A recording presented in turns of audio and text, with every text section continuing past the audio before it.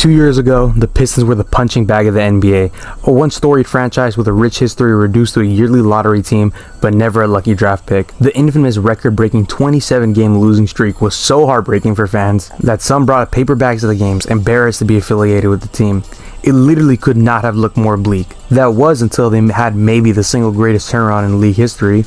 They revamped the roster, unlocking Cade Cunningham's potential, and even won a playoff game for the first time since the first iPhone released. But what people forget to mention about the now and probably future infamous 2024 Pistons team was that side by side with them at the bottom of the Eastern Conference, only ahead by one game, was the Washington Wizards. While the Pistons were making noise in the Eastern Conference, their bottom tier buddy in the Wizards went from an abysmal 15 games to 18.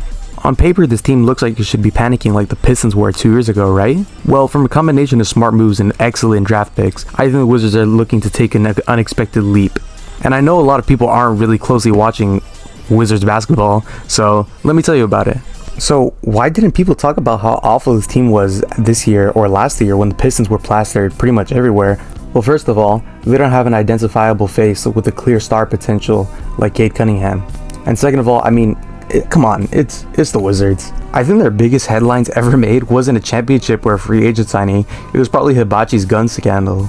Combine those factors and you have probably the least covered team in the league next to the Nets. But unlike the Nets, the Wizards are actually good at their job and don't make insane batshit moves that make you question their sanity. In 2023, the Wizards hired Will Dawkins and Michael Winger to take the franchise in a new direction. Two guys that had exec experience with the Thunder and Clippers. So they finally traded Beal to the Phoenix Suns for Chris Paul and a few picks, and then flipped Chris Paul to the Warriors after the Draymond punch for JP and some picks. I mean, it's a pretty great investment, isn't it? Especially considering how the Phoenix Suns' era of Bradley Beal turned out. They followed that up by trading Porzingis to the Celtics and traded up to select the first foundational piece for their new vision, Bilal Coulibaly. They go on to have a developmental year led by Kyle Kuzma and Jordan Poole, so obviously they didn't win a lot of games, but Bilal was showing some flashes. But the 2024 lottery came around and the Wizards were lucky enough to land the second pick in the draft. But they were just a bit unlucky that they got the number 2 draft in one of the weakest draft classes in a long time. Atlanta decided to go with Zachary Richer with the first overall pick, so the Wizards selected who everyone thought would go first, Alex Sarr, also from France. Honestly, the only rookie I would ever take over this draft over Sarr is Matas Buzelis, so pretty sweet deal. And at 14 they would pick up Bub Carrington from the Blazers. And at 24, they would pick up Keyshawn George from the Knicks. The Wizards last season were interesting. Clearly, they lost a lot again, but I was really drawn to watching them almost nightly, so I was pretty locked into the team. Finally, they got rid of Kuzma, flipping him for Chris Middleton, and a steal, what could have been an actual bright spot for the Bucks in their extremely bleak future, Tre Johnson. At the end of the season, they flipped their vet Jordan Poole for CJ McCollum. I think CJ McCollum is still a great player. If you put CJ McCollum on a contender, they get miles better. But now he'll be a great vet for the Wizards.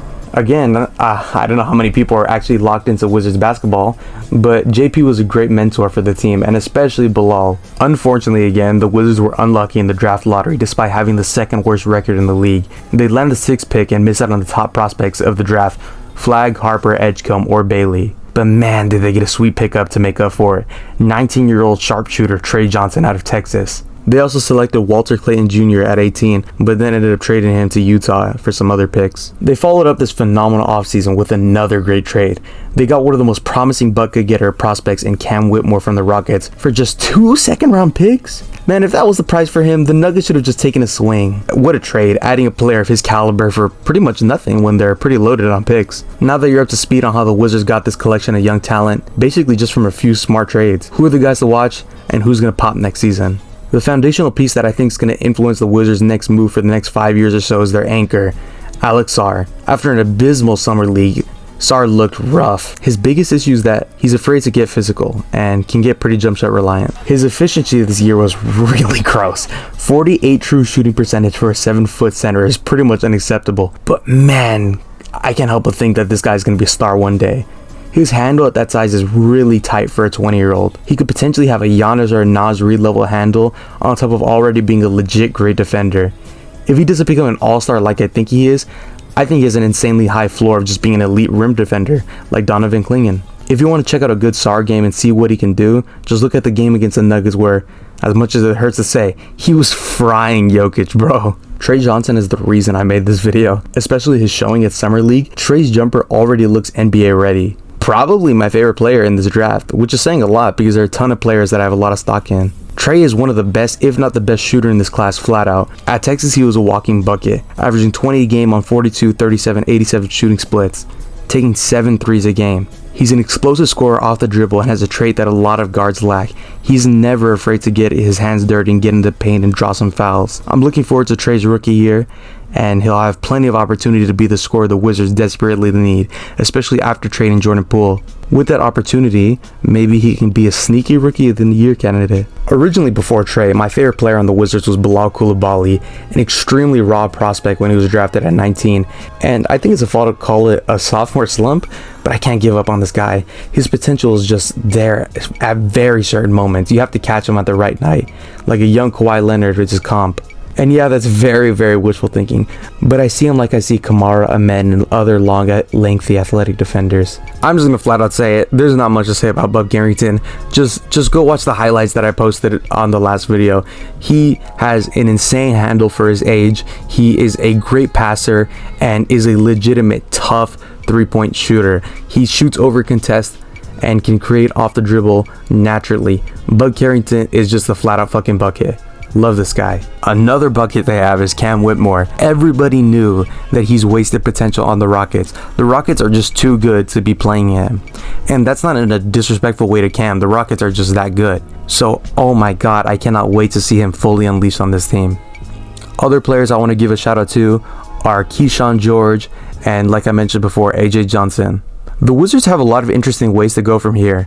They have a few expiring contracts like CJ McCollum and Chris Middleton, and I think that they're going to play them a bit this year just to mentor the guys, but both of them are expiring, so you could potentially flip both of them with more upside for more picks or even some more young pieces.